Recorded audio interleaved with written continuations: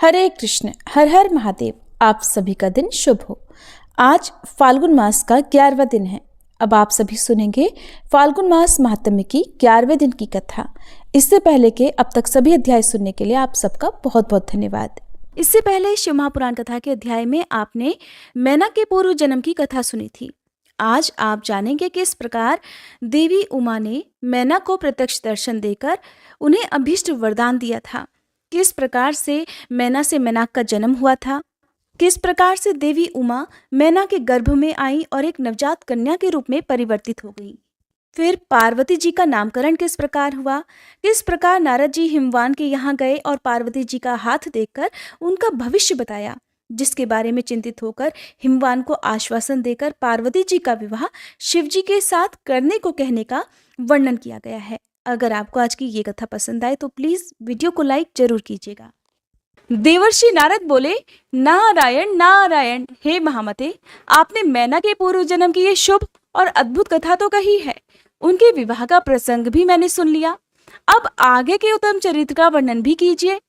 श्री ब्रह्मा जी कहने लगे, हे नारद, जब मैना के साथ विवाह करके हिमवान अपने घर को गए तब तीनों लोकों में बड़ा भारी उत्सव मनाया गया। हिमालय भी अत्यंत प्रसन्न होकर मैना के साथ अपने सुखदायक सदन में निवास करने लगे। हे मुने, उस समय श्री विष्णु आदि समस्त देवता और महात्मा मुनि गिरिराज के पास गए। उन सब देवताओं को आया हुआ देखकर महान हिमगिरी ने प्रशंसा पूर्वक उन्हें प्रणाम किया और अपने भाग्य की सराहना करते हुए भक्ति भाव से उन सभी का आदर सत्कार किया। हाथ जोड़कर मस्तक झुकाकर वे बड़े प्रेम से स्तुति करने को तैयार हुए। शैलराज के शरीर में महान रोमांच हो आया, उनके नेत्रों से प्रेम के आंसू बहने लगे। हे मुने, हिमशैल ने प्रसन्न मन से अत्यंत प्रेम पूर्वक प्रणाम किया और विनीत भाव से खड़े होकर श्री विष्णु आदि देवताओं से कहने लगे, आज मेरा जन्म सफल हो गया, मेरी बड़ी भारी तपस्या आज सफल हुई है, आज मेरा ज्ञान सफल हुआ और आज मेरी सारी क्रियाएं भी सफल हो गई। आज मैं धन्य हुआ हूँ, मेरी सारी भूमि धन्य हो गई, मेरा कुल धन्य हो गया, मेरी स्त्री तथा मेरा सब कुछ आज धन्य हो गया। और इसमें कोई संशय नहीं है, क्योंकि आप सब महान देवता एक साथ मिलकर एक ही समय यहाँ पधारे हैं। मुझे अपना सेवक समझकर प्रसन्नता पूर्वक उचित कार्य के लिए अब आज्ञा दीजिए। हिमगिरी का ये वचन सुनकर वे सभी देवतागण बड़े प्रसन्न हुए और अपने कार्य की सिद्धि मनाते हुए कहने लगे, हे महाप्राग हिमाचल, अब हमारा हितकारक वचन भी सुन लो। हम सब लोग जिस काम के लिए यहाँ आए हैं उसे प्रसन्नता पूर्वक बता रहे हैं। हे गिरिराज, पहले जो जगदम्बा उमा दक्ष कन्या सती के रूप में प्रकट हुई थी और रुद्र पत्नी होकर सुदीर्घ काल तक इस भूतल पर क्रीड़ा करती रही, वे ही अंबिका सती अपने पिता से अनादर पाकर अपनी प्रतिज्ञा का स्मरण करके यज्ञ में शरीर त्याग कर अपने परम धाम को पधार गई। हे हिमगिरे, वह कथा लोक में विख्यात है और तुम्हें भी विदित है। यदि वे सती पुनः तुम्हारे घर में प्रकट हो जाए तो देवताओं का महान लाभ हो सकता है। श्री ब्रह्मा जी कहने लगे। श्री विष्णु आदि देवताओं की ये बात सुनकर गिरिराज हिमालय मन ही मन प्रसन्न होकर बड़े आदर से झुक गए और कहने लगे, हे प्रभु, ऐसा हो तो बड़े सौभाग्य की बात होगी। तदंतर वे देवता उन्हें बड़े आदर से उमा को प्रसन्न करने की विधि बताकर स्वयं सदाशिव पत्नी उमा की शरण में गए। एक सुंदर स्थान में स्थित होकर सभी देवतागणों ने जगदम्बा देवी का स्मरण किया और बारंबार प्रणाम करके वे वहां श्रद्धा पूर्वक उनकी स्तुति करने लगे। देवतागण बोले, शिवलोक में निवास करने वाली है देवी, हे उमे जगदम्बे, सदाशिव प्रिय, हे दुर्गे, हे महेश्वरी, हम आपको नमस्कार करते हैं। आप पावन शांत स्वरूप श्री शक्ति हैं, परम पावन पुष्टि है, अव्यक्त प्रकृति और महतत्व ये आपके ही रूप हैं। हम भक्ति पूर्वक आपको ही नमस्कार करते हैं। आप कल्याणमयी शिवा हैं, आपके हाथ भी कल्याणकारी हैं। आप शुद्ध, स्थूल, सूक्ष्म और सबका परम आश्रय हैं। अंतर विद्या और सुविद्या से अत्यंत प्रसन्न रहने वाली आप देवी को हम प्रणाम करते हैं। आप श्रद्धा हैं, आप धृति हैं, आप श्री हैं और आप ही सब में व्याप्त रहने वाली देवी हैं।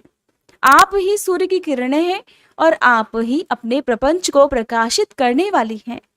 ब्रह्मांड रूप शरीर में और जगत के जीवों में रहकर जो ब्रह्मा से लेकर तृण पर्यंत संपूर्ण जगत की पुष्टि करती हैं, उन आदि देवी को हम नमस्कार करते हैं। आप ही वेदमाता गायत्री हैं, आप ही सावित्री और सरस्वती हैं, आप ही संपूर्ण जगत के लिए वार्ता नामक वृत्ति है और आप ही धर्म स्वरूपा वेद त्रयी हैं। आप ही संपूर्ण भूतों में निद्रा बनकर रहती हैं, उनकी क्षुधा और तृप्ति भी आप ही हैं। आप ही तृष्णा, कांति, छवि, तुष्टि और सदा संपूर्ण आनंद को देने वाली हैं। आप ही पुण्यकर्ताओं के यहाँ लक्ष्मी बनकर रहती है और आप ही पापियों के घर सदा ज्येष्ठा अर्थात लक्ष्मी जी की बड़ी बहन दरिद्रता के रूप में वास करती हैं। आप ही संपूर्ण जगत की शांति हैं। आप ही धारण करने वाली धात्री और प्राणों का पोषण करने वाली शक्ति हैं। आप ही पांचों भूतों के सार तत्व को प्रकट करने वाली तत्व स्वरूपा हैं। आप ही नीतिज्ञों की नीति तथा व्यवसाय रूपिणी हैं। आप ही सामवेद की गति है, आप ही ग्रंथि हैं। आप ही यजुर मंत्रों की आहुति हैं। यज्ञ वेद की मात्रा तथा अथर्व वेद की परम गति भी आप ही है। जो प्राणियों के नाक, कान, नेत्र, मुख, भुजा, वक्ष स्थल और हृदय में धृति रूप से स्थित होकर सदा ही उनके लिए सुख का विस्तार करती है, जो निद्रा के रूप में संसार के लोगों को अत्यंत सुभग प्रतीत होती है, वे देवी उमा जगत की स्थिति और पालन के लिए हम सब पर प्रसन्न हो। इस प्रकार जगत जननी सती साध्वी महेश्वरी उमा की स्तुति करके अपने हृदय में विशुद्ध प्रेम लिए वे सभी देवतागण उनके दर्शन की इच्छा से वहां खड़े हो गए। श्री ब्रह्मा जी कहते हैं, हे नारद, देवताओं के इस प्रकार स्तुति करने पर दुर्गम पीड़ा का नाश करने वाली जगत जननी देवी दुर्गा उनके सामने प्रकट हुई। वे परम अद्भुत दिव्य रत्नमय रथ पर बैठी हुई थी। उस श्रेष्ठ रथ में घुंघरू लगे हुए थे और उस रथ में बहुत ही कोमल बिस्तर बिछा हुआ था। उनके श्री विग्रह का एक एक अंग करोड़ों सूर्यों से भी अधिक प्रकाशमान और रमणीय था। ऐसे अवयवों से वे अत्यंत उद्भासित हो रही थी। सब ओर फैली हुई अपनी तेजो राशि के मध्य भाग में वे विराजमान थी। उनका रूप बहुत ही सुंदर था और उनकी छवि की कहीं तुलना ही नहीं की जा सकती थी। सदाशिव के साथ विलास करने वाली उन महामाया की किसी के साथ समानता ही नहीं थी। शिवलोक में निवास करने वाली वे देवी त्रिविध चिन्मय गुणों से युक्त थी और प्राकृत गुणों का अभाव होने से उन्हें निर्गुणा भी कहा जाता है। वे नित्य स्वरूपा है। वे दुष्टों पर प्रचंड कोप करने के कारण चंडी भी कहलाती है, परंतु स्वरूप से शिवा है अर्थात कल्याणमयी है। सबकी पीड़ाओं का नाश करने वाली तथा संपूर्ण जगत की माता है। वे ही प्रलय काल में महानिद्रा होकर सबको अपने अंग में सुला लेती हैं तथा वे ही समस्त स्वजनों का संसार सागर से उद्धार कर देती हैं। शिवा देवी की तेजो राशि के प्रभाव से देवता उन्हें अच्छी तरह देख ही नहीं सके। तब उनके दर्शनों की अभिलाषा से देवताओं ने फिर उनका स्तवन किया। तदंतर दर्शन की इच्छा रखने वाले भगवान श्री विष्णु आदि सभी देवतागण उन जगदम्बा की कृपा पाकर वहां उनका सुस्पष्ट दर्शन कर सके। इसके बाद देवतागण कहने लगे, हे अंबिके, हे महादेवी, हम सदा आपके दास हैं। आप प्रसन्नता पूर्वक हमारा निवेदन सुनिए। पहले आप दक्ष की पुत्री के रूप में अवतीर्ण होकर लोक में रुद्रदेव की वल्लभा हुई थी। उस समय आपने श्री ब्रह्मा जी के तथा दूसरे देवताओं के महान दुख का निवारण किया था। तदंतर पिता से अनादर पाकर अपनी की हुई प्रतिज्ञा के अनुसार अपने शरीर को भी त्याग दिया और स्वधाम में पधार आई। इससे भगवान हर को भी बहुत दुख हुआ। हे महेश्वरी, आपके चले आने से देवताओं का कार्य पूरा नहीं हुआ, अतः हम देवतागण और मुनि व्याकुल होकर आपकी शरण में आए हैं। हे महेशानी, हे शिवे, आप देवताओं का मनोरथ पूर्ण कीजिए, जिससे सनत कुमार का वचन भी सफल हो जाए।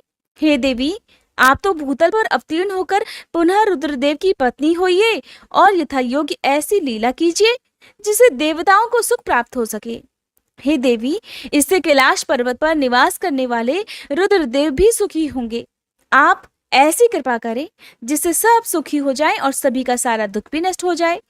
श्री ब्रह्मा जी कहते हैं, हे नारद, ऐसा कहकर विष्णु आदि सभी देवतागण प्रेम में मगन हो गए और भक्ति से विनम्र होकर चुपचाप खड़े हो गए।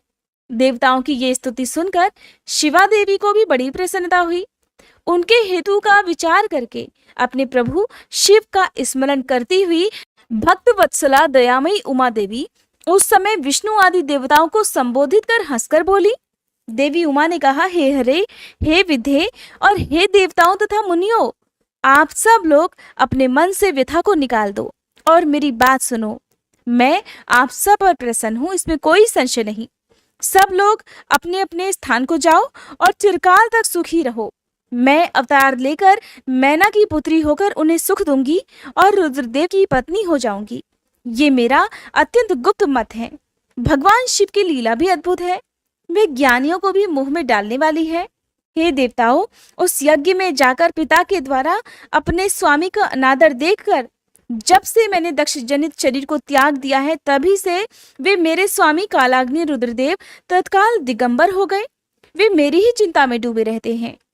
उनके मन में ये विचार उठा करता है कि धर्म को जानने वाली सती मेरा रोष देखकर पिता के यज्ञ में गई और वहां मेरा अनादर देखकर मुझ में प्रेम होने के कारण उसने अपना शरीर त्याग दिया।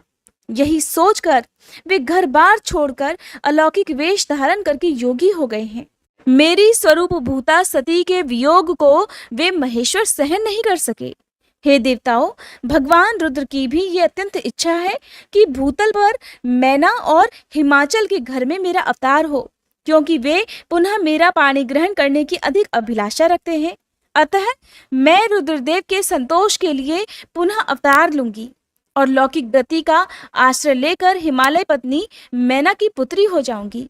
श्री ब्रह्मा जी कहते हैं, हे नारद, ऐसा कहकर जगदम्बा शिवा उस समय समस्त देवताओं के देखते ही देखते अंतर्ध्यान हो गई और तुरंत अपने लोक में चली गई। तदंतर हर्ष से भरे हुए भगवान श्री हरि आदि समस्त देवतागण और मुनि उस दिशा को प्रणाम करके अपने अपने धाम में चले गए। देवर्षि नारद ने श्री ब्रह्मा जी से पूछा, हे पिताश्री, जब देवी दुर्गा अंतर्ध्यान हो गई और देवगण अपने अपने धाम को चले गए, उसकी बात क्या हुआ? तब ब्रह्मा जी कहने लगे, मेरे पुत्रों में श्रेष्ठ विप्रवर नारद, जब विष्णु आदि देव समुदाय हिमालय और मैना को देवी की आराधना का उपदेश देकर चले गए, तब गिरिराज हिमालय और मैना दोनों दंपति ने बड़ी भारी तपस्या आरंभ कर दी। वे दिन रात शंभु और शिवा का चिंतन करते हुए भक्ति युक्त चित्त से नित्य उनकी सम्यक रीति से आराधना करने लगे। हिमवान की पत्नी मैना बड़ी प्रसन्नता से शिव सहित शिवा देवी की पूजा करने लगी। वे उन्हीं के संतोष के लिए सदा ब्राह्मणों को दान देती रहती थी। मन में संतान की कामना लेकर मैना चैत्र मास के आरंभ से लेकर 27 वर्षों तक प्रतिदिन तत्परता पूर्वक शिवा देवी की पूजा और आराधना में लगी रही। वे अष्टमी को उपवास करके नवमी को लड्डू, बलि सामग्री, पीठी, खीर और गंध पुष्प आदि देवी को भेंट करती थी। गंगा जी के किनारे औषधि प्रस्थ में उमा की मिट्टी की मूर्ति बनाकर नाना प्रकार की वस्तुएं अर्पित करके उनकी पूजा किया करती थी। मैना देवी कभी निराहार रहती, कभी व्रत के नियमों का पालन करती, कभी जल पीकर रहती तो कभी हवा पीकर ही रह जाती थी। विशुद्ध तेज से दमकती हुई दीप्तमती मैना ने प्रेम पूर्वक शिवा में चित्त लगाए 27 वर्ष बिता दिए। 27 वर्ष पूरे होने पर जगन्मयी शंकर कामिनी जगदम्बा उमा अत्यंत प्रसन्न हुई। मैना देवी की उत्तम भक्ति से संतुष्ट होकर वे परमेश्वरी देवी उन पर अनुग्रह करने के लिए उनके सामने प्रकट हुई। तेजो मंडल के बीच में विराजमान तथा दिव्य अवयवों से संयुक्त उमा देवी प्रत्यक्ष दर्शन देकर मैना से हंसते हुए बोली। देवी ने कहा, हे गिरिराज हिमालय की रानी महासाध्वी मैना, मैं तुम्हारी तपस्या से अत्यंत प्रसन्न हूँ। तुम्हारे मन में जो अभिलाषा हो उसे कहो। मैना, तुमने तपस्या, व्रत और समाधि के द्वारा जिस जिस वस्तु के लिए प्रार्थना की है वो सब मैं तुम्हें दूंगी। तब मैना ने प्रत्यक्ष हुई कालिका देवी को देखकर प्रणाम किया और इस प्रकार कहा, हे देवी, इस समय मुझे आपके रूप का प्रत्यक्ष दर्शन हुआ है, अतः मैं आपकी स्तुति करना चाहती हूँ। हे कालिके, इसके लिए आप प्रसन्न हो। श्री ब्रह्मा जी कहते हैं, हे नारद, मैना के ऐसा कहने पर सर्वमोहिनी कालिका देवी ने मन में अत्यंत प्रसन्न होकर अपनी दोनों बाहों से खींचकर मैना को हृदय से लगा लिया। इससे उन्हें तत्काल महाज्ञान की प्राप्ति हो गई। फिर तो मैना देवी प्रिय वचनों द्वारा भक्ति भाव से अपने सामने खड़ी हुई कालिका की स्तुति करने लगी। मैना बोली, जो महामाया जगत को धारण करने वाली चंडिका, लोक धारिणी तथा संपूर्ण मनोवांछित फलों को देने वाली है, उन महादेवी को मैं प्रणाम करती हूँ। जो नित्य आनंद प्रदान करने वाली माया योग निद्रा जगत जननी तथा सुंदर कमलों की माला से अलंकृत है, उन नित्य सिद्धा उमा देवी को मैं नमस्कार करती हूँ।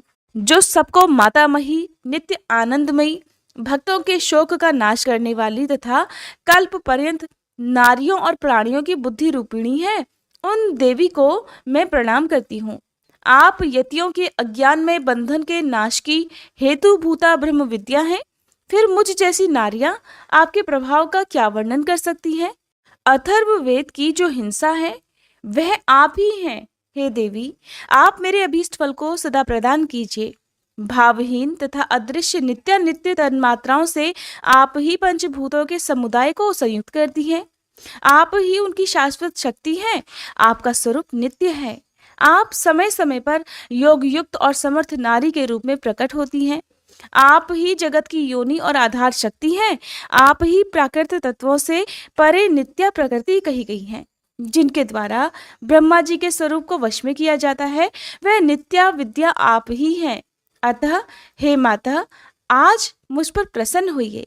आप ही अग्नि के भीतर व्याप्त उग्र दही का शक्ति हैं। आप ही सूर्य किरणों में स्थित प्रकाशी का शक्ति हैं। चंद्रमा में जो आह्लादी का शक्ति है, वह भी आप ही हैं। ऐसी आप चंडी देवी का मैं स्तवन और वंदन करती हूँ। आप स्त्रियों को बहुत प्रिय हैं।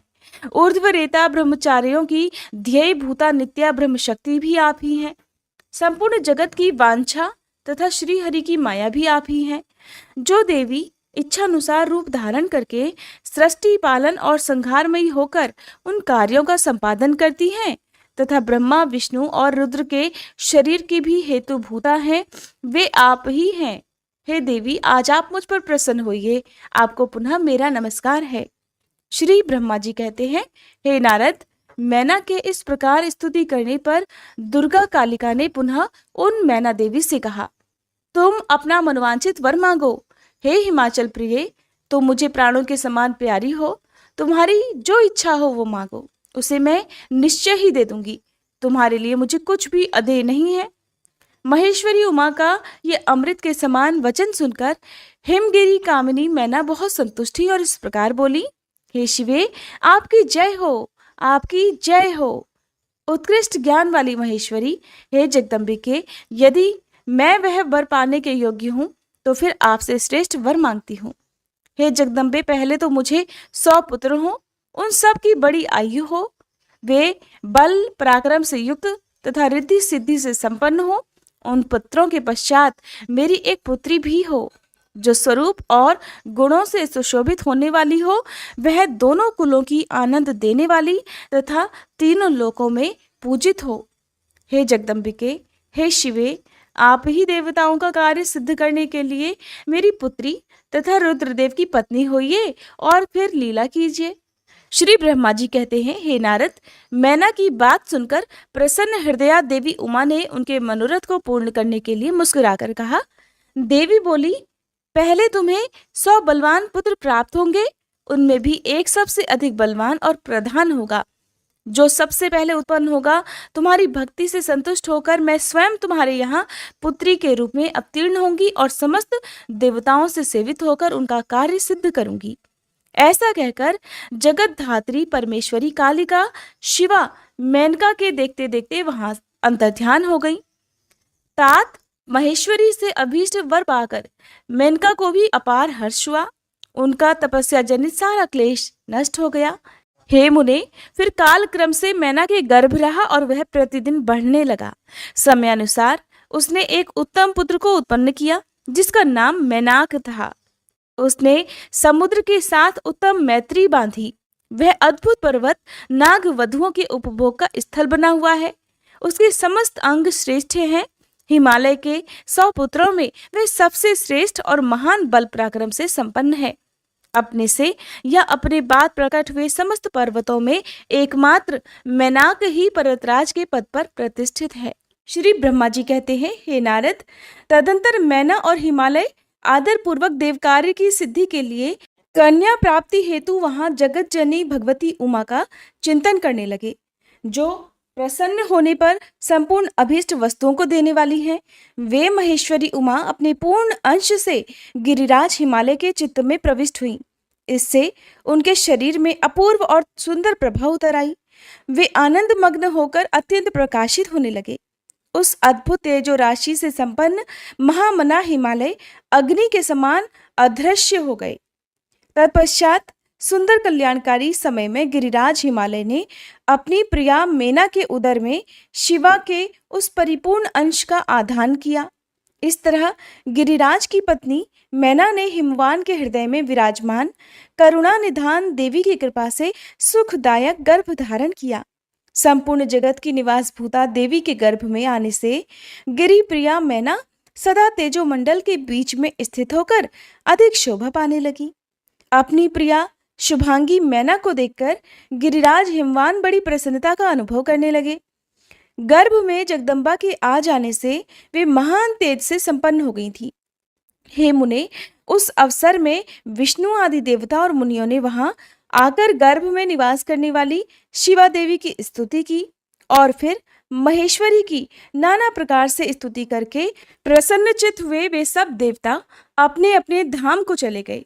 जब 9वां महीना बीत गया और 10वां भी पूरा हो चला, तब जगदम्बा कालिका ने समय पूर्ण होने पर गर्भस्थ शिशु की जो गति होती है उसी को धारण किया, अर्थात जन्म ले लिया। उस अवसर पर आद्या शक्ति सती साध्वी शिवा पहले मैना के सामने अपने ही रूप में प्रकट हुई। वसंत ऋतु में चैत्र मास की 9वीं तिथि को मृगशिरा नक्षत्र में आधी रात के समय चंद्रमंडल से आकाश गंगा की तरह मेनका के उदर से देवी शिवा का अपने ही स्वरूप में प्रादुर्भाव हुआ। उस समय संपूर्ण संसार में प्रसन्नता छा गई। अनुकूल हवा चलने लगी जो सुंदर, सुगंधित और गंभीर थी। उस समय जल की वर्षा के साथ फूलों की वृष्टि हुई। विष्णु आदि सभी देवतागण वहां आए। सबने सुखी होकर प्रसन्नता के साथ जगदम्बा के दर्शन किए और शिवलोक में वास करने वाली दिव्य रूपा महामाया शिव कामिनी मंगलमयी कालिका माता का स्तवन किया। हे नारद, जब देवता लोग स्तुति करके चले गए, तब मेनका उस समय प्रकट हुई नीलकमल दल के समान कांति वाली श्यामवर्णा देवी को देखकर अतिशय आनंद का अनुभव करने लगी। देवी के उस दिव्य रूप का दर्शन करके गिरि प्रिया मैना को ज्ञान प्राप्त हो गया। वे उन्हें परमेश्वरी समझकर अत्यंत हर्ष से उल्लसित हो उठी और संतोषपूर्वक बोली, हे जगदम्बे, हे महेश्वरी, आपने बड़ी कृपा की जो मेरे सामने प्रकट हुई। हे अंबिके, आपकी बड़ी शोभा हो रही है। हे शिवे, आप संपूर्ण शक्तियों में आद्य शक्ति तथा तीनों लोकों की जननी हैं।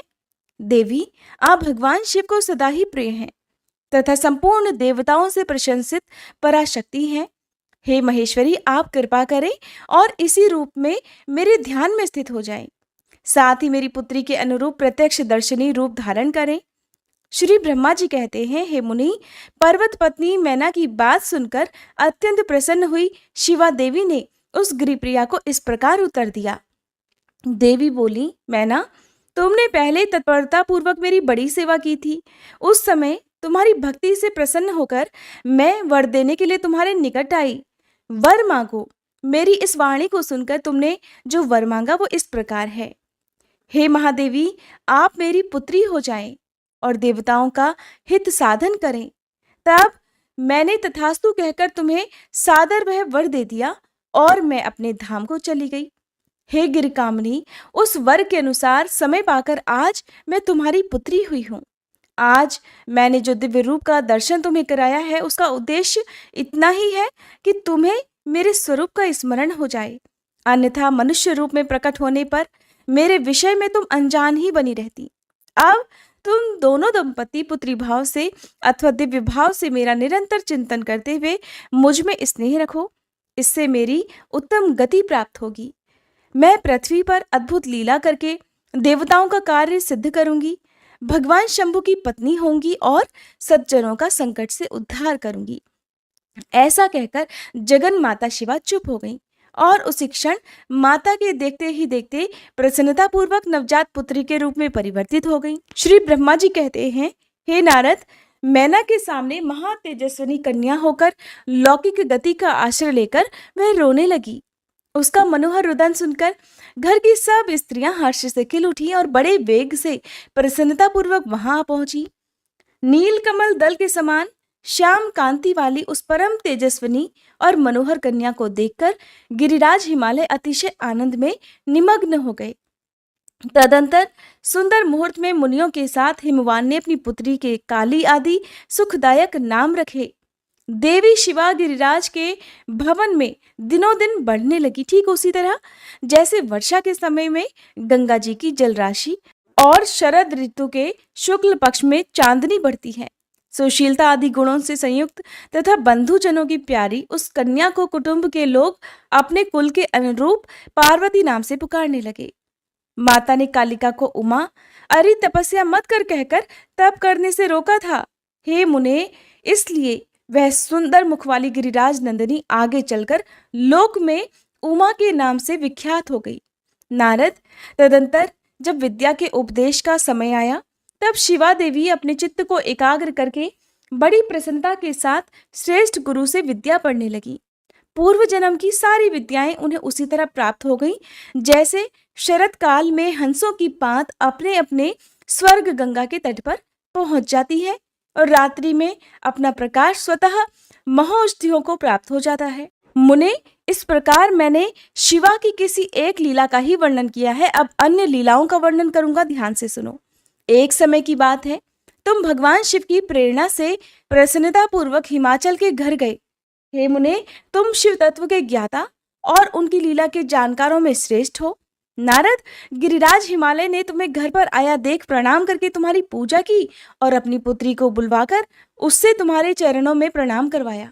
मुनीश्वर, फिर स्वयं ही तुम्हें नमस्कार करके हिमाचल ने अपने सौभाग्य की सराहना की और अत्यंत मस्तक झुकाकर हाथ जोड़कर तुमसे कहा, हे मुने, हे नारद, ब्रह्मपुत्रों में श्रेष्ठ ज्ञानवान प्रभु, आप सर्वज्ञ हैं और कृपा पूर्वक दूसरों के उपकार में लगे रहते हैं। मेरी पुत्री की जन्म कुंडली में जो गुण दोष हो उसे बताइए। मेरी बेटी किसकी सौभाग्यवती प्रिय पत्नी होगी? श्री ब्रह्मा जी कहते हैं, हे मुनि श्रेष्ठ, तुम बातचीत में कुशल और कौतुकी तो हो ही, गिरिराज हिमालय के ऐसा कहने पर तुमने कालिका का हाथ देखा और उसके संपूर्ण अंगों पर विशेष रूप से दृष्टिपात करके हिमालय से इस प्रकार कहना प्रारंभ किया, हे शैलराज और मैना, आपकी ये पुत्री चंद्रमा की आदि कला के समान बड़ी है। समस्त शुभ लक्षण इसके अंगों की शोभा बढ़ाते हैं। ये अपने पति के लिए अत्यंत सुखदायिनी होगी और माता पिता की भी कीर्ति बढ़ाएगी। संसार की समस्त नारियों में यह परम साध्वी और स्वजनों को सदा महान आनंद देने वाली होगी। हे गिरिराज, तुम्हारी पुत्री के हाथ में सब लक्षण उत्तम ही विद्यमान है, केवल एक रेखा विलक्षण है। उसका यथार्थ फल भी सुनो। इसे ऐसा पति प्राप्त होगा जो योगी, नंग धड़ंग रहने वाला, निर्गुण और निष्काम होगा। उसके न माँ होगी न बाप, उसे मान सम्मान का भी कोई ख्याल नहीं रहेगा और वह सदा अमंगल वेश धारण करेगा। ब्रह्मा जी कहते हैं, हे नारद, तुम्हारी इस बात को सुनकर और सत्य मानकर मैना तथा हिमाचल दोनों पति पत्नी बड़े दुखी हुए, परंतु जगदम्बा शिवा तुम्हारे ऐसे वचन को सुनकर और लक्षणों द्वारा उस भावी पति को शिव मानकर मन ही मन हर्ष से खिल उठी। नारद जी की बात कभी झूठ नहीं हो सकती, ये सोचकर शिवा भगवान शिव के युगल चरणों में संपूर्ण हृदय से अत्यंत स्नेह करने लगी। हे नारद, उस समय मन ही मन दुखी होकर हिमवान ने तुमसे कहा, हे मुने, उस रेखा का फल सुनकर मुझे बड़ा दुख हुआ है। मैं अपनी पुत्री को उससे बचाने के लिए क्या उपाय करूं? हे मुने, तुम महान कौतुक करने वाले और वार्तालाप विशारद हो। हिमवान की बात सुनकर अपने मंगलकारी वचनों द्वारा उनका हर्ष बढ़ाते हुए तुमने इस प्रकार कहा, गिरिराज, तुम स्नेहपूर्वक सुनो, मेरी बात सच्ची है, ये झूठ नहीं हो सकती। हाथ की रेखा ब्रह्मा जी की लिपि है, निश्चय ही वह मिथ्या नहीं हो सकती। अतः हे शैलप्रवर, इस कन्या को वैसा ही पति मिलेगा, इसमें कोई शक नहीं। परंतु इस रेखा के कुफल से बचने के लिए एक उपाय भी है, उसे भी प्रेम पूर्वक सुनो। ऐसा करने से तुम्हें सुख मिलेगा। मैंने जैसे वर का निरूपण किया है वैसे ही भगवान शंकर हैं। वे सर्व समर्थ हैं और लीलाओं के लिए अनेक रूप धारण किए रहते हैं। उनमें समस्त कुलक्षण सद्गुणों के समान हो जाएंगे। समर्थ पुरुष में कोई दोष भी हो तो वह उसे दुख नहीं देता। असमर्थ के लिए ही वह दुखदायक होता है। इस विषय में सूर्य, अग्नि और गंगा जी का दृष्टांत सामने रखना चाहिए। इसलिए तुम विवेक पूर्वक अपनी कन्या शिवा को भगवान शिव के हाथों में सौंप दो। भगवान शिव सभी के ईश्वर, सेव्य, निर्विकार, सामर्थ्यशाली और अविनाशी हैं। वे जल्दी ही प्रसन्न हो जाते हैं। अतः शिवा को ग्रहण कर लेंगे, इसमें कोई संशय नहीं है। विशेषतः वे तपस्या से वश में हो जाते हैं। यदि शिवा तप करे तो सब काम ठीक हो जाएगा। सर्वेश्वर शिव सब प्रकार से समर्थ हैं। वे इंद्र के वज्र का भी विनाश कर सकते हैं। ब्रह्मा जी उनके अधीन हैं और वे सबको सुख देने वाले हैं। पार्वती भगवान शंकर की प्यारी पत्नी होगी। वह सदा रुद्रदेव के अनुकूल रहेंगी, क्योंकि वह महासाध्वी और उत्तम व्रत का पालन करने वाली हैं तथा माता पिता के सुख को बढ़ाने वाली हैं। ये तपस्या करके भगवान शिव के मन को अपने वश में कर लेंगी और वे भगवान भी इनके सिवा किसी दूसरी स्त्री से विवाह नहीं करेंगे। इन दोनों का प्रेम एक दूसरे के अनुरूप है। वैसा उच्च कोटि का प्रेम न तो किसी का हुआ है, न इस समय है और न आगे होगा। हे गिरिश्रेष्ठ, इन्हें देवताओं के कार्य करने हैं। उनके जो जो काम नष्ट प्राय हो गए हैं उन सब का इनके द्वारा पुनः उज्जीवन या उद्धार होगा। हे आद्रीराज, आपकी कन्या को पाकर ही भगवान हर अर्धनारीश्वर होंगे। इन दोनों का पुनः हर्षपूर्वक मिलन होगा। आपकी ये पुत्री अपनी तपस्या के प्रभाव से सर्वेश्वर महेश्वर को संतुष्ट करके उनके शरीर के आधे भाग को अपने अधिकार में कर लेगी, उनका अर्धांग बन जाएगी। हे गिरिश्रेष्ठ, तुम्हें अपनी ये कन्या भगवान शंकर के सिवा दूसरे किसी को नहीं देनी चाहिए। ये देवताओं का गुप्त रहस्य है, इसे कभी प्रकाशित नहीं करना चाहिए। मुनि की बात सुनकर हिमालय ने कहा, हे ज्ञानी मुनि नारद, मैं आपको एक बात बता रहा हूं, उसे प्रेम पूर्वक सुनिए और आनंद का अनुभव कीजिए। सुना जाता है महादेव जी सब प्रकार की आसक्तियों को त्याग करके अपने मन को संयम में रखकर नित्य तपस्या करते हैं। देवताओं की भी दृष्टि में नहीं आते। हे देवर्षे, ध्यान मार्ग में स्थित वे भगवान शंभु पर ब्रह्म में लगाए हुए अपने मन को कैसे हटाएंगे? ध्यान छोड़कर विवाह करने को कैसे तैयार होंगे? इस विषय में मुझे महान संदेह है। दीपक की लौ के समान प्रकाशमान, अविनाशी, प्रकृति से परे, निर्विकार, निर्गुण, सगुण, निर्विशेष और निरीह जो पर ब्रह्म है, वही उनका अपना सदाशिव नामक स्वरूप है। अतः वे उसी का सर्वत्र साक्षात्कार करते हैं, किसी बाह्य अनात्म वस्तु पर दृष्टि नहीं डालते। हे मुने, यहाँ आए हुए किन्नरों के मुख से उनके विषय में नित्य ऐसी ही बात सुनी जाती है। क्या ये बात मिथ्या ही है? विशेषतः ये बात भी सुनने में आती है कि भगवान हर ने पूर्व काल में सती के समक्ष एक प्रतिज्ञा की थी।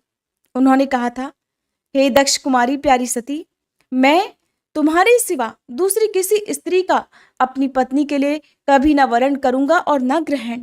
ये मैं तुमसे सत्य कहता हूँ। इस प्रकार सती के सामने उन्होंने तो पहले ही प्रतिज्ञा कर ली है। अब सती के आत्मसात हो जाने पर वे दूसरी किसी स्त्री को कैसे ग्रहण करेंगे? ये सुनकर तुमने कहा था, हे महामते गिरिराज, इस विषय में तुम्हें चिंता नहीं करनी चाहिए। तुम्हारी ये पुत्री काली ही पूर्व काल में दक्ष कन्या सती हुई थी। उस समय इसी का सदा सर्वमंगलदायी सती नाम था और वे सती दक्ष कन्या होकर रुद्र की प्यारी पत्नी हुई थी। उन्होंने पिता के यज्ञ में अनादर पाकर तथा भगवान शंकर का भी अपमान हुआ देखकर क्रोध पूर्वक अपने शरीर को त्याग दिया था। वे ही सती फिर तुम्हारे घर में उत्पन्न हुई। अब तुम्हारी पुत्री साक्षात जगदम्बा शिवा है। ये पार्वती भगवान हर की पत्नी होंगी, इसमें कोई संशय नहीं है। नारद, ये बातें तुमने हिमवान को विस्तार पूर्वक बताई। पार्वती का वह पूर्व रूप और चरित्र प्रीति को बढ़ाने वाला है। काली के उस संपूर्ण पूर्व वृतांत को तुम्हारे मुख से सुनकर हिमालय अपनी पत्नी और पुत्र के साथ तत्काल संदेह रहित हो गए। इस तरह तुम्हारे मुख से अपनी उस पूर्व कथा को सुनकर काली ने लज्जा के मारे मस्तक झुका लिया और उसके मुख पर मंद मुस्कान की प्रभा फैल गई। गिरिराज हिमालय पार्वती के उस चरित्र को सुनकर उसके माथे पर हाथ फेरने लगे और मस्तक सूंघ कर उसे अपने आसन के पास ही बिठा लिया। हे नारद, इसके पश्चात तुम उसी क्षण प्रसन्नता पूर्वक स्वर्गलोक को चले गए और गिरिराज हिमवान भी मन ही मन मनोहर आनंद से युक्त अपनी सर्वशक्तिशाली भवन में प्रविष्ट हो गए। श्री ब्रह्मा जी कहते हैं, हे नारद, जब तुम स्वर्गलोक को चले गए तब से कुछ काल और व्यतीत हो जाने पर एक दिन मैना ने हिमवान के निकट जाकर उन्हें प्रणाम किया। फिर खड़ी होकर वे गिरी कामिनी मैना अपने पति से विनय पूर्वक बोली। मैना ने कहा, हे प्राणनाथ, उस दिन नारद मुनि ने जो बात कही थी उसको स्त्री स्वभाव के कारण मैंने अच्छी तरह नहीं समझा। मेरी तो ये प्रार्थना है कि आप कन्या का विवाह किसी सुंदर वर के साथ कर दीजिए। वह विवाह सर्वथा अपूर्व सुख देने वाला भी होगा। गिरिजा का वर शुभ लक्षणों से संपन्न और कुलीन होना चाहिए। मेरी बेटी मुझे प्राणों से भी अधिक प्रिय है। वह उत्तम वर पाकर जिस प्रकार भी प्रसन्न और सुखी हो सके वैसा ही कीजिए। आपको मेरा नमस्कार है। ऐसा कहकर मैना अपने पति के चरणों में गिर पड़ी। उस समय उनके मुख पर आंसुओं की धारा बह रही थी। प्रागी शिरोमणि हिमवान ने उन्हें उठाया और यथावत समझाना आरंभ कर दिया। कहने लगे, हे देवी मेनके, मैं यथार्थ और तत्व की बात बताता हूं, सुनो। भ्रम छोड़ो। मुनि की बात कभी झूठी हो ही नहीं सकती। यदि बेटी पर तुम्हें स्नेह है तो उसे सादर शिक्षा दो कि वह भक्ति पूर्वक सुस्थिर चित्त से भगवान शंकर के लिए तप करे। हे मेनके, यदि भगवान शिव प्रसन्न होकर काली का पाणी ग्रहण कर लेते हैं तो सब शुभ ही होगा। नारद जी का बताया हुआ अमंगल या अशुभ भी नष्ट हो जाएगा। शिव जी के समीप सारे अमंगल सदा मंगल रूप हो जाते हैं। इसलिए तुम पुत्री को शिव की प्राप्ति के लिए तपस्या करने की शीघ्र ही शिक्षा दो। श्री ब्रह्मा जी कहते हैं, हे नारद, हिमवान की ये बात सुनकर मैना को बड़ी प्रसन्नता हुई। वे तपस्या में रुचि उत्पन्न करने के लिए पुत्री को उपदेश देने के निमित्त उसके पास गईं, परंतु पुत्री के सुकुमार अंगों पर दृष्टिपात करके मैना के मन में बड़ी व्यथा हुई। उनके दोनों नेत्रों में तुरंत ही आंसू भर आए। फिर तो गिरिप्रिया मैना में अपनी पुत्री को उपदेश देने की शक्ति ही नहीं रह गई। अपनी माता की उस चेष्टा को पार्वती जी शीघ्र ही ताड़ गईं। तब वे सर्वज्ञ परमेश्वरी कालिका देवी माता को बारंबार आश्वासन देकर तुरंत कहने लगी, हे माँ, तुम तो बड़ी समझदार हो, मेरी ये बात सुनो। आज पिछली रात्रि के समय ब्रह्म मुहूर्त में मैंने एक स्वप्न देखा है, उसे बताती हूँ, सुनो। माता जी, स्वप्न में एक दयालु और तपस्वी ब्राह्मण ने मुझे शिव जी की प्रसन्नता के लिए उत्तम तपस्या करने का प्रसन्नता पूर्वक उपदेश दिया है, इसलिए अब मैं तपस्या करना चाहती हूँ। नारद, ये बात सुनकर मेनका ने शीघ्र अपने पति को बुलाया और पुत्री के देखे हुए स्वप्न को पूर्णतः कह सुनाया। मेनका के मुख से पुत्री के स्वप्न को सुनकर गिरिराज हिमालय भी बड़े प्रसन्न हुए और अपनी प्रिय पत्नी को समझाते हुए बोले, हे प्रिय, पिछली रात में मैंने भी एक स्वप्न देखा है। मैं आदर पूर्वक उसे बताता हूँ, तुम प्रेम पूर्वक उसे सुनो। एक बड़े उत्तम तपस्वी थे। नारद जी ने वर के जैसे लक्षण बताए थे, ठीक उन्हीं लक्षणों से युक्त शरीर को उन्होंने धारण कर रखा था।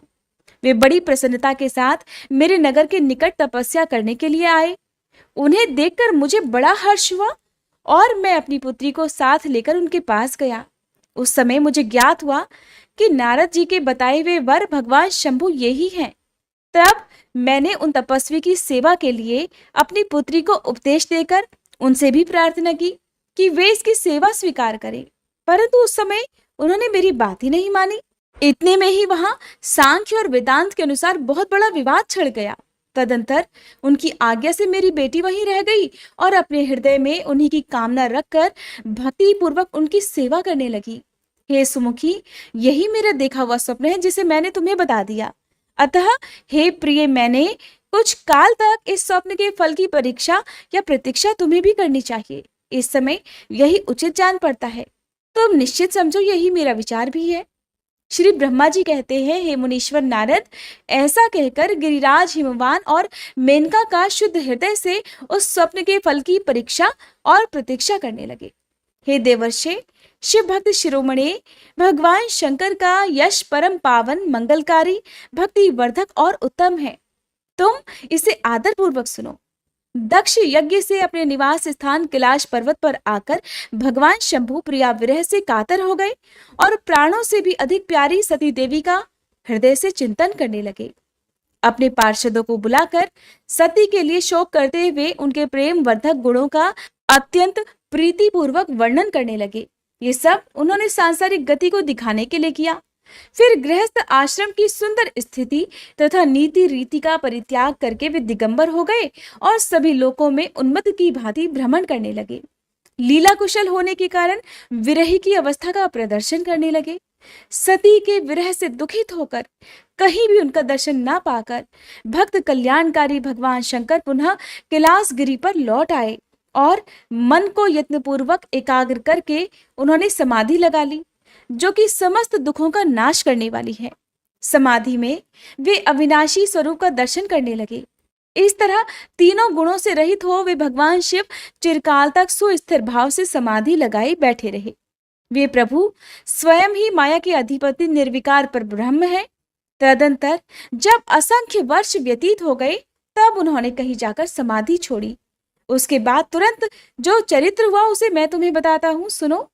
भगवान शिव के ललाट से उस समय श्रम जनित पसीने की एक बूंद पृथ्वी पर गिरी और तत्काल एक शिशु के रूप में परिणत हो गई। हे मुने, उस बालक के 4 भुजाएं थी, शरीर की कांति लाल थी और आकार मनोहर था। दिव्य द्युति से दीप्तमान वह शोभाशाली बालक अत्यंत दुस्सह तेज से संपन्न था। फिर भी उस समय लोकाचार परायण परमेश्वर शिव के आगे वह साधारण शिशु की भांति रोने लगा। ये देखकर पृथ्वी भगवान शंकर से भय मान उत्तम बुद्धि से विचार करने के पश्चात सुंदरी स्त्री का रूप धारण करके वहीं प्रकट हो गई। उन्होंने उस सुंदर बालक को तुरंत उठाकर अपनी गोद में रख लिया और अपने ऊपर प्रकट होने वाले दूध को ही स्तन्य के रूप में उसे पिलाने लगी। उन्होंने स्नेह से उसका मुंह चूमा और अपना ही बालक मानकर हंस हंसकर उसे खिलाने लगी। परमेश्वर शिव का हित साधन करने वाली पृथ्वी देवी सच्चे भाव से स्वयं उसकी माता बन गई। संसार की सृष्टि करने वाले परम कौतुकी और विद्वान अंतर्यामी शंभु वह चरित्र देखकर हंस पड़े और पृथ्वी को पहचानकर उनसे बोले, हे धरणी, तुम धन्य हो। मेरे इस पुत्र का प्रेम पूर्वक अब पालन करो। ये श्रेष्ठ शिशु मुझ महातेजस्वी शंभु के श्रम जल अर्थात पसीने से तुम्हारे ही ऊपर उत्पन्न हुआ है। हे वसुधे, ये प्रेकारी बालक यद्यपि मेरे श्रम जल से प्रकट हुआ है, फिर भी तुम्हारे नाम से तुम्हारे ही पुत्र के रूप में इसकी ख्याति होगी। ये सदा त्रिविध तापों से रहित होगा, अत्यंत गुणवान और भूमि देने वाला होगा। ये मुझे भी सुख प्रदान करेगा। तुम इसे अपनी रुचि के अनुसार ग्रहण करो। श्री ब्रह्मा जी कहते हैं, हे नारद, ऐसा कहकर भगवान शिव मौन हो गए। उनके हृदय से विरह का प्रभाव कुछ कम हो गया। उनमें विरह क्या था, वे लोकाचार का पालन कर रहे थे। वास्तव में सत्पुरुषों के प्रिय श्री रुद्रदेव निर्विकार परमात्मा ही हैं। शिव जी की उपर्युक्त आज्ञा को शिरोधार्य करके पुत्र सहित पृथ्वी देवी शीघ्र ही अपने स्थान को चली गई और उन्हें आत्यंतिक सुख मिला। वह बालक भौम नाम से प्रसिद्ध होकर युवा होने पर तुरंत काशी चला गया और वहां उसने दीर्घ काल तक भगवान शंकर की सेवा की। विश्वनाथ जी की कृपा से ग्रह की पदवी पाकर वे भूमि कुमार शीघ्र ही श्रेष्ठ और दिव्य लोक में चले गए, जो कि शुक्र लोक से परे है।